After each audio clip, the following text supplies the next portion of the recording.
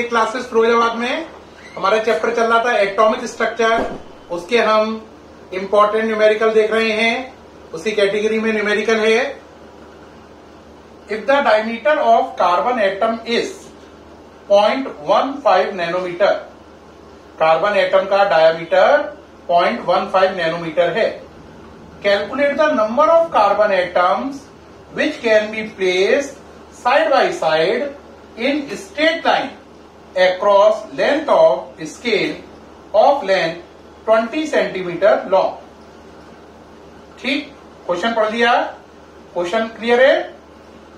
अब देखो इस क्वेश्चन में क्या कह रहा है, कह रहा है अगर कार्बन एटम का डायमीटर पॉइंट कितना है 15 नैनोमीटर है। बात समझना, क्वेश्चन में क्या कह रहा है, कह रहा है कार्बन एटम है, मान लो ये कार्बन का एक एटम है, ये इसका डायमीटर यानी ये पूरा कितना है 0.15 नैनोमीटर। कह रहा है हम पे एक स्केल है ना, इस स्केल की लेंथ है 20 सेंटीमीटर। कितनी 20 सेंटीमीटर, इतना लंबा स्केल है। कह रहा है इस स्केल पे अगर हम कार्बन के एटम रखें ऐसे साइड बाई साइड ऐसे, तो बोलना है 20 सेंटीमीटर लेंथ पर कितने कार्बन के एटम इसके ऊपर आ जाएंगे। किसके ऊपर, 20 सेंटीमीटर लेंथ के ऊपर कार्बन के कितने एटम आ सकते हैं। ठीक, तो क्वेश्चन क्या है, आप पर एक स्केल है, कितना लंबा है 20 सेंटीमीटर का, इतना लंबा। उस स्केल पर आप लगातार क्या रखते जा रहे हैं, कार्बन एटम उसके ऊपर, है ना। स्केल 20 सेंटीमीटर का है, एक कार्बन एटम का डायमीटर 0.15 नैनोमीटर है। तुम्हें बताना है कितने सारे एटम इसके ऊपर रखे जा सकते हैं। किसके ऊपर, स्केल के ऊपर। तो प्यारे बच्चों इसमें पूछा गया है एक स्केल है जो 20 सेंटीमीटर लंबा है, उसके ऊपर कितने carbon atom side by side रखे जा सकते हैं, जबकि एक कार्बन एटम का डायमीटर 0.15 नैनोमीटर है। क्वेश्चन समझ में आ गया है, सामने से हट गया हूं, नोट कर लीजिए। ठीक, अब इसको करेंगे कैसे, देखो भाई बात समझना, ये तो हटा दे रहे हैं, ये तो पूरा समझ में आई गई ये बात। देखो बेटा 0.15 है क्या डायमीटर, तो सोचो एक एटम होता तो 0.15, दो होते तो कितने 0.15, 0.15, 0.15, 0.15, 0.15, ऐसे n एटम होंगे और टोटल कितना कवर करना है अपन को 20। तो 0.15 है ना, नैनोमीटर के पहले सेंटीमीटर बना लो, तो 10 की पावर -7, ये नैनोमीटर के क्या हो गए सेंटीमीटर। ऐसे n एटम हैं और उनको कितनी जगह में हमें प्लेस करना है 20 सेंटीमीटर में प्लेस करना है। बात समझ में आई या नहीं आई। 0.15 इसका है, इसका भी 0.15, इसका भी 0.15 और टोटल जगह कितनी है 20। तो 0.15 नैनोमीटर के सेंटीमीटर बनाए इंटू 10 की पावर -7, अब ये सेंटीमीटर हो गया। इतने सेंटीमीटर वाले n एटम है और टोटल जगह 20 सेंटीमीटर घेर रहे हैं, तो n की वैल्यू निकल आएगी यहां से। तो n की वैल्यू हुई 20 सेंटीमीटर डिवाइड बाय 0.15 इंटू 10 की पावर -7 सेंटीमीटर। सेंटीमीटर सेंटीमीटर है तो कोई टेंशन की बात ही नहीं है। अब चलो भाई पावर ऊपर ले जाओ, 10 की पावर -7 ऊपर गई तो 10 की पावर +7, 20/0.15, ये सही हाँ या ना। कहोगे ये तो बहुत सरल है, इसमें क्या खास बात है। हाँ बिल्कुल सही बात है, सरल ही है, समझ में आने के बाद हर चीज ही सरल है। अब जरा यहां से देखो ये 0.15 है, ये हटाओगे तो क्या हो जाएगा 20, यहां पे क्या कर लोगे वो लोग 0.15 हटाया, तो यहां पर पावर देखो 0.15 था ना, ये हटाओगे तो ऊपर 100 का मल्टीप्लाई हो जाएगा और ये हो जाएगा 50 हो गया। अब 15 हो गया ये, अब कैंसिल कर लो, 5 3 जा 5 4 जा, 100 का मतलब ये 2 पावर बढ़ जाएंगी, तो पावर पहले ही 7 थी और ये 100 और है, तो 10 की पावर हो गई 9। ठीक, इन दोनों से 4 में 3 का डिवाइड लगाओ 1.33, तो आंसर हुआ 1.33। 10 की पावर 9 एटम को अगर 1 by 1 रखा जाए तो टोटल लंबाई 20 सेंटीमीटर हो जाएगी।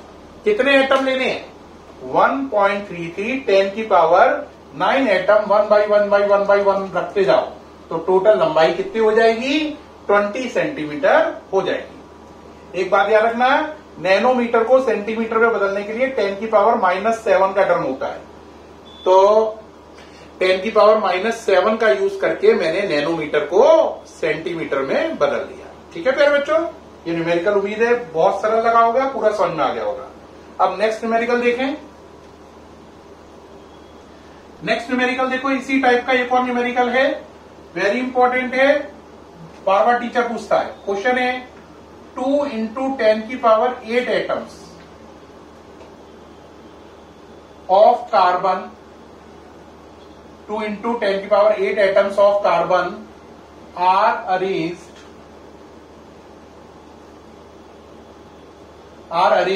side by side.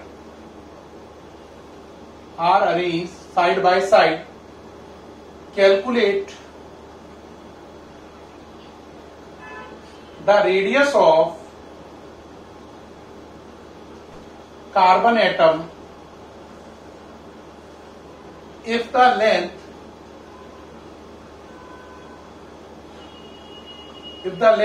of this arrangement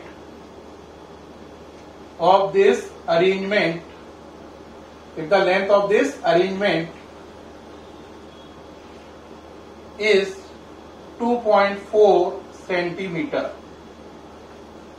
क्या कह रहा है? 2 × 10⁸ atoms of carbon are arranged side by side. Calculate the radius of carbon atom if the length of this arrangement is 2.4 centimetre. क्या मतलब हुआ इस क्वेश्चन का? वो ये कह रहा है एक स्केल है 2.4 सेंटीमीटर का, इसके ऊपर ये कार्बन रखे हुए हैं साइड बाय साइड। जितने कार्बन रखे हुए हैं उनका नंबर है, कितना नंबर है? ये है 2 × 10⁸। एक बच्चा जो बेवकूफ होगा वो कहेगा 1 2 3 4 5 6 7 8 9 10। ये 10 नहीं है, असली में कितने हैं? 2 × 10⁸। ये तो मैंने डायग्राम लगा के समझा रहा हूं, असली में थोड़ी 10 है। असली में कितने हैं? 2 × 10⁸ एटम है ऐसे साइड बाई साइड, और टोटल जगह कितनी है? 2.4 सेंटीमीटर। तो कह रहा है एक कार्बन एटम की रेडियस बताओ। क्या बताओ? रेडियस। यानी कि मान लो एक कार्बन एटम ये है, तो इसका हमें रेडियस निकालना है, ये निकालना है रेडियस। तो अब मैं क्या करूंगा बेटा? देखो बहुत सरल बात है। मैं क्या करूंगा? 2 × 10⁸ कार्बन एटम है, और हर कार्बन एटम अपने डायामीटर को शो कर रहा है। किसको? डायामीटर को। तो diameter of 1 carbon into 2 × 10⁸ carbon equal to 2.4 centimetre. तो इससे कार्बन का डायामीटर निकल आएगा। बात समझो बेटा, कार्बन के 2 × 10⁸ एटम है ना, वो सब आपस में जुड़े हुए हैं, तो उनका ये डायामीटर ही तो आ रहा है पूरा। तो इसका मतलब 2 × 10⁸ कार्बन एटम का जो डायामीटर है उसका वो 2.4 सेंटीमीटर के इक्वल है। हुआ या नहीं हुआ? अब डायामीटर निकल आएगा इससे। डायामीटर का आधा ही क्या होता है? रेडियस। हमें रेडियस निकालनी है, तो जो डायामीटर आएगा उसका आधा कर देंगे। आप कहोगे सर करके कैसे दिखाइए? तो देखो बेटा, ये हटा रहा हूं सब लिखा हुआ। अब जरा सोचो क्या फॉर्मूला बना? फॉर्मूला बना diameter of 1 carbon, diameter of 1 carbon atom into 2 × 10⁸ कितने कार्बन एटम है? 8। और ये सब चीजें इक्वल किसके हैं? 2.4 सेंटीमीटर स्केल के। तो ये बात हुई। तो यहां से डायामीटर की वैल्यू आ जाएगी, कितनी आ जाएगी बोलो? 2.4 सेंटीमीटर डिवाइड बाय 2 × 10⁸। तो ये डायामीटर किस में आ जाएगा आपका? सेंटीमीटर में। अब एक बच्चा कहेगा डायामीटर सेंटीमीटर में आ जाएगा सर, सॉल्व तो करके दिखा दीजिए। हाँ भाई सॉल्व कर लो, इसमें क्या खास बात है। ये 8 ऊपर जाएगा, तो ये हो जाएगा 2.4 × 10⁻⁻8/2। ठीक, अब ये मिटा दू जरा, नीचे का जगह बना रहा हूं। तो बोलो बच्चों जरा क्या हो गया? 2.4 2 से कैंसिल करो, 1.2। तो 1.2 × 10⁻⁻8 सेंटीमीटर। ये क्या हो गया? डायामीटर। किसका? Diameter of 1 carbon atom. अब डायग्राम बनाओ जरा। ये कार्बन एटम है, ये उसका डायामीटर है, कितना 1.2 10 की पावर -8। तो इसकी रेडियस कैसे निकालेंगे? रेडियस इसका आधा होगी, तो रेडियस कितनी हो गई? हाफ ऑफ डायामीटर, यानी 1.2 10 की पावर -8 डिवाइड बाय 2। तो ये हो गई पॉइंट, कितनी हो गई? 1.2 में 2 का डिवाइड लगाओ, 0.6 इंटू 10 की पावर -8। तो रेडियस की वैल्यू निकल आई, कितनी निकल आई बोलो? रेडियस की वैल्यू निकल आई 0.6 इंटू 10 की पावर -8, क्या? सेंटीमीटर। आ गई? आ गई या नहीं आ गई? अब एक बच्चा कहेगा बिल्कुल आ गई सर, लेकिन अगर 0.6 को 6 में कन्वर्ट कर लो तो क्या हो जाएगा बोलो? या आप लिख सकते हो 6 इंटू 10 की पावर -9, क्या? सेंटीमीटर। हाँ या ना? तो ये हो गई इसकी रेडियस सेंटीमीटर में। 0.6 को 6 किया तो 10 की पावर -8 का -9 हो गया, तो 6 इंटू 10 की पावर -9 सेंटीमीटर। एक बच्चा और क्या है सर, मीटर में कन्वर्ट करो, तो 100 का डिवाइड और लगा लो, तो मीटर में करोगे तो हो जाएगी 6 इंटू 10 की पावर -11, और -11 कर दोगे तो आंसर -9 से -11 करने पर सेंटीमीटर से आंसर बदलकर मीटर हो जाएगा। तो कोई बच्चा लिखा है 0.6 इंटू 10 की पावर -8 सेंटीमीटर, कोई लिखा है 6 इंटू 10 की पावर -9 सेंटीमीटर, कोई लिखा है 6 इंटू 10 की पावर -11 मीटर। तीनों ही बातें एक ही हैं, तीनों में कोई अंतर नहीं है। मैथ्स के हिसाब से टीचर तीनों ही आंसर पे पूरे नंबर देगा। ठीक है, उम्मीद है ये क्वेश्चन बहुत अच्छा समझ में आया होगा, एकदम दिमाग में छप गया होगा। ये क्वेश्चन वेरी इंपॉर्टेंट क्वेश्चन में आता है इस चैप्टर के। टीचर बच्चे के ये क्वेश्चन जरूर पूछता है, तो ये बोर्ड एग्जाम के लिए, आपके स्कूल एग्जाम के लिए वेरी वेरी इंपॉर्टेंट क्वेश्चन है।